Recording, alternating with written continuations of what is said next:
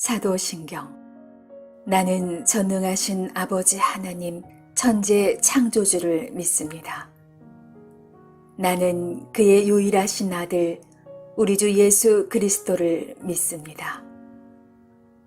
그는 성령으로 잉태되어 동정녀 마리아에게서 나시고 본디오 빌라도에게 고난을 받아 십자가에 못 박혀 죽으시고 장사한 지 사흘 만에 죽은 자 가운데서 다시 살아나셨으며 하늘에 오르시어 전능하신 아버지 하나님 우편에 앉아 계시다가 거기로부터 살아있는 자와 죽은 자를 심판하러 오십니다.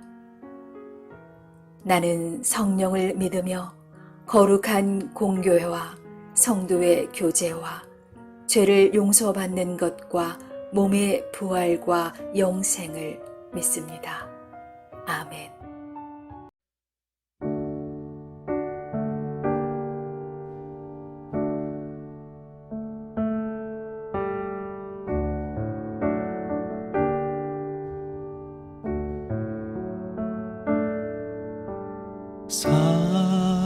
사랑하는 내 딸아, 너의 자금도 내겐 귀하다. 너와 함께 걸어가는 모든 시간이 내게 힘이라. 사랑하는 아들아,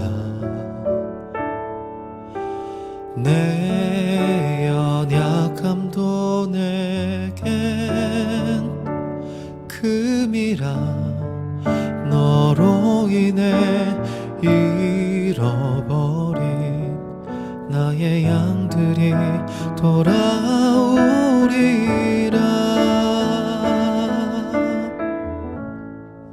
조금 느린 듯해도 기다려주겠니? 조금 더딘 듯해도 믿어줄 수 있니? 네가 가는 그 길 절대 헛되지 않으니 나와 함께 가자. 앞이 보이지 않아도 나아가 주겠니? 이해되지 않아도 사랑해 주겠니? 너의 눈물의 기도 잊지 않고 있으니 나의 열심으로 이루리라.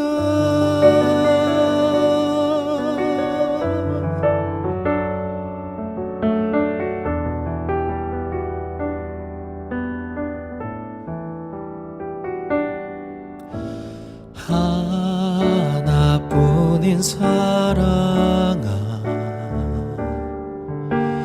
내게 부탁이 있다. 길 잃어 지친 영혼 돌아보라. 나의 품으로 안기어라. 조금 느린 듯해도 기다려주겠니? 조금 더딘 듯해도 믿어줄 수 있니? 네가 가는 그 길 절대 헛되지 않으니 나와 함께 가자. 앞이 보이지 않아도 나아가 주겠니? 이해되지 않아도 사랑해 주겠니? 너의 눈물의 기도 잊지 않고 있으니 나의 열심으로 이루리라. 내게 그 땅을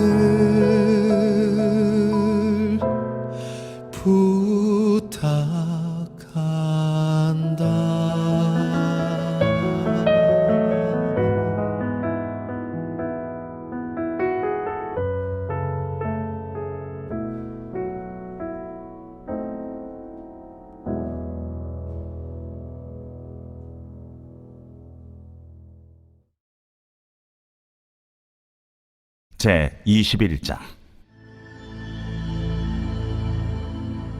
내 하나님 여호와께서 내게 주어 차지하게 하신 땅에서 피살된 시체가 들에 엎드러진 것을 발견하고 그 쳐 죽인 자가 누구인지 알지 못하거든 너희의 장로들과 재판장들은 나가서 그 피살된 곳의 사방에 있는 성읍의 원근을 잴 것이요 그 피살된 곳에서 제일 가까운 성읍의 장로들이 그 성읍에서 아직 부리지 아니하고 멍에를 매지 아니한 암송아지를 취하여 그 성읍의 장로들이 물이 항상 흐르고 갈지도 않고 씨를 뿌린 일도 없는 골짜기로 그 송아지를 끌고 가서 그 골짜기에서 그 송아지의 목을 꺾을 것이요 레위 자손 제사장들도 그리로 갈지니 그들은 네 하나님 여호와께서 택하사 자기를 섬기게 하시며 또 여호와의 이름으로 축복하게 하신 자라.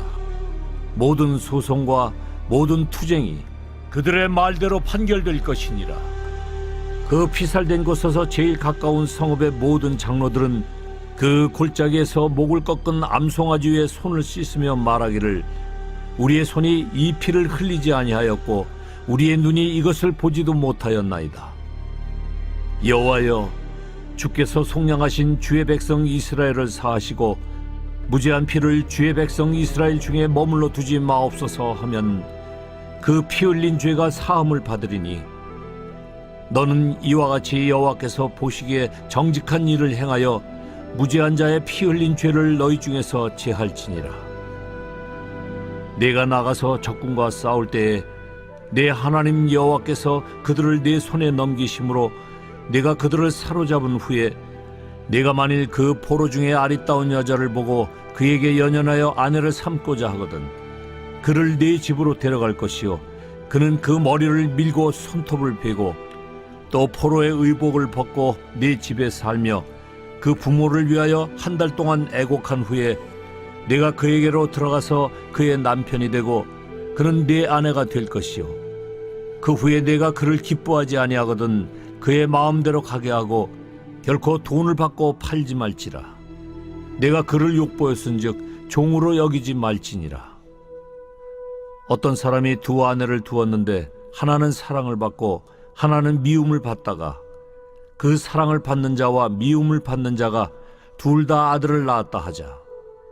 그 미움을 받는 자의 아들이 장자이면 자기의 소유를 그의 아들들에게 기업으로 나누는 날에 그 사랑을 받는 자의 아들을 장자로 삼아 참장자 곧 미움을 받는 자의 아들보다 앞세우지 말고 반드시 그 미움을 받는 자의 아들을 장자로 인정하여 자기의 소유에서 그에게는 두 몫을 줄 것이니 그는 자기의 기력의 시작이라. 장자의 권리가 그에게 있음이니라. 사람에게 완악하고 패역한 아들이 있어 그의 아버지의 말이나 그 어머니의 말을 순종하지 아니하고 부모가 징계하여도 순종하지 아니하거든 그의 부모가 그를 끌고 성문에 이르러 그 성읍 장로들에게 나아가서 그 성읍 장로들에게 말하기를 우리의 이 자식은 완악하고 패역하여 우리 말을 듣지 아니하고 방탕하며 술에 잠긴 자라 하면 그 성읍의 모든 사람들이 그를 돌로 쳐 죽일지니 이같이 내가 너희 중에서 악을 제하라. 그리하면 온 이스라엘이 듣고 두려워하리라. 사람이 만일 죽을 죄를 범함으로 내가 그를 죽여 나무 위에 달거든 그 시체를 나무 위에 밤새도록 두지 말고 그날에 장사하여 내 하나님 여호와께서 내게 기업으로 주시는 땅을 더럽히지 말라. 나무에 달린 자는 하나님께 저주를 받았음이니라.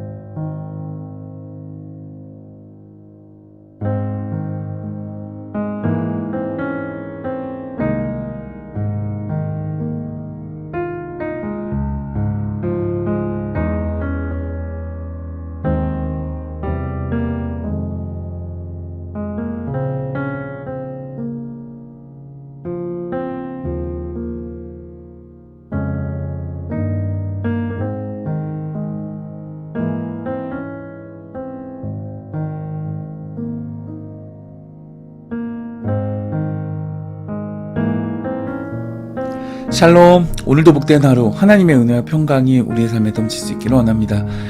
오늘 함께 읽은 말씀에 오늘 그 주시고 있는 이 율법도 역시 다른 오경의 성경에서는 발견되지 않는 내용들입니다. 근데 오늘 주시는 율법들을 가만히 읽어가다 보면 확실히 계명 자체보다도 이 계명이 의도하는 방향, 그 목적을 느끼게 되는 것 같습니다. 그것은 삶의 은밀한 부분까지도, 즉 삶의 모든 영역에 대한 성결과 경건함입니다. 말씀에 먼저 첫 번째는 그 미결된 살인사건에 대한 규례를 주시고 있습니다. 무죄한 피가 흘려질 때마다 그것은 공의를 수행하고 범죄자를 처벌해야 할 이 백성들 전체의 책임으로 지워지고 있다는 사실이 우리에게 시사하는 바가 큰 것 같습니다. 만약 범죄자를 특정할 수 없는 상황이라면 그것은 하나님의 공의가 합당하게 실행될 수 없는 상황이 되어지는 것이죠. 그렇게 된다면 이것이 그냥 미결 사건으로 남는 게 아니고 모든 백성에게 그 책임이 여전히 남아있게 되는 것입니다. 따라서 이 율법을 통해서 백성들 전체가 이와 같은 무고한 살인사건에 대해서 수사관과 재판장이 되어서 이것을 끝까지 수습할 수 있도록 하신 것이었습니다. 이러한 것은 이제 오늘날 이 믿음의 공동체 안에서 내 책임이 아니라고 회피하거나 또 내 분야 또는 내 일이 아니라고 등한시하는 일 없이 모두가 한 몸으로서 그리스도의 몸된 교회를 세워나가야 한다는 점에서 오늘날 개교의 중심주의, 부서 우선주의와 같이 점점 분열하는 우리 시대의 믿음의 공동체가 다시금 생각해 보아야 할 문제일 것이라고 보여집니다. 두 번째는 이 전쟁에서 포로된 여인을 다루는 규례를 주시고 있습니다. 앞서 20장 14절을 보면 이스라엘은 전쟁을 할 때에 여인이나 어린아이의 생명은 취할 수 없었습니다. 그러니까 해하면 안 되었습니다. 오늘 규례는 그렇다고 해서 이 여인과 어린아이를 노예로 취급하거나 학대하는 것을 방지할 수 있는 그런 제도였습니다. 또한 포로된 여인들로 하여금 결혼을 통해서 이스라엘 사회에 들어올 수 있는 길을 제공해 주었습니다. 근데 이제 본문에서는 이 여인들의 어떤 개인적인 종교성에 대해서는 언급하지 않고 있는데요. 성경을 좀 깊이 읽으시는 분들은 앞서 7장 3절 같은 곳에 보면 그 우상 숭배의 도구로서 이방 여인들이 그 통로가 되지 않도록 준엄하게 경고하시고 있는데, 어째서 오늘 말씀에서는 이 포로된 이방 여인과 통혼이 허락되어지는지 의아하실 수도 있습니다만은, 그러나 오늘 말씀에서는 그 포로된 여인들이 이스라엘의 언약과 신앙을 받아들인다라는 것을 전제로 하고 있다고 보는 것이 타당할 것입니다.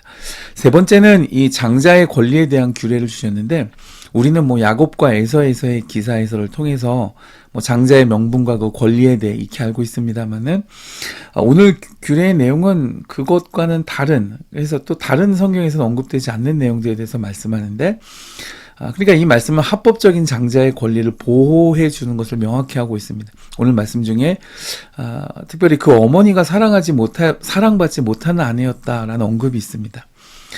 그런데 그런 언급 때문에 이 규례가 어떤 일부 다처제와 같은 중혼이 허용되는 것을 보여주는 그런 것은 아닙니다.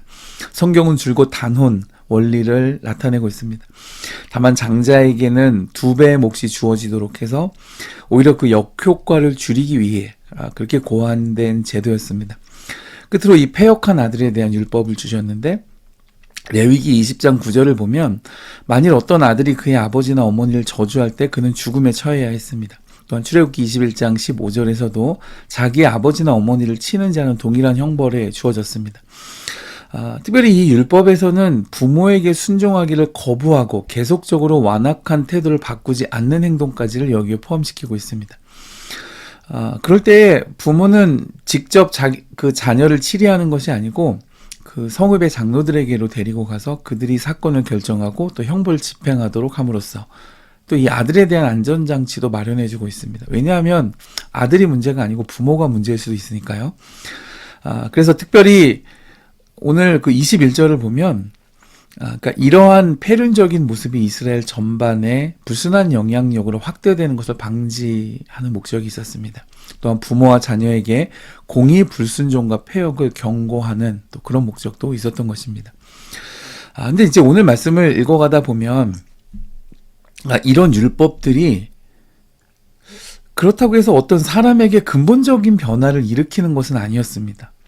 다시 말하면 이 율법을 단순히 지키는 것이 하나님께 순종하고 그분의 뜻을 실행하는 어떤 하나의 실제적인 길이나 방법으로서 주어진 것이 아니라는 점에 있습니다. 여러분, 우리가 창세기 26장 5절을 보면 아브라함에 대해서 그가 율법을 지키는 사람의 어떤 하나의 확실한 사례로서 소개되고 있다는 것을 볼 수 있습니다. 그런데 아브라함에게는 이스라엘에게 주어진 이 시내산 언약이 없었을 때였습니다. 그럼에도 아브라함이 하나님 앞에서 계명과 율례와 법도를 지켰다고 말씀하고 있잖아요. 이것은 무엇이냐?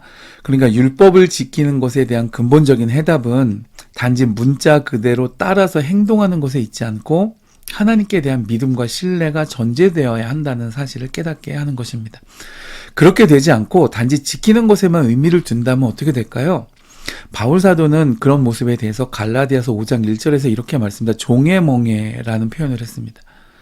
왜냐하면 단언컨대 이 율법을 받은 구약시대의 이스라엘 백성들조차도 이 주시는 율법들을 따르고 지키기에 대단한 어려움을 겪었을 것이 확실하기 때문입니다. 반면에 아브라함이 보여준 이 믿음과 신뢰는 그럼 어떻게 가능했을까요? 그것은 그의 삶에 있었던 하나님과의 깊은 교제와 친밀감에서부터 비롯된 것이었습니다. 여러분, 아브라함이 하나님과 동행했다라는 말이 바로 그런 의미일 것입니다. 사랑하는 여러분, 오늘 하루 우리의 삶에 이와 같은 은혜가 넘칠 수 있기를 주님의 이름으로 축복해 드립니다.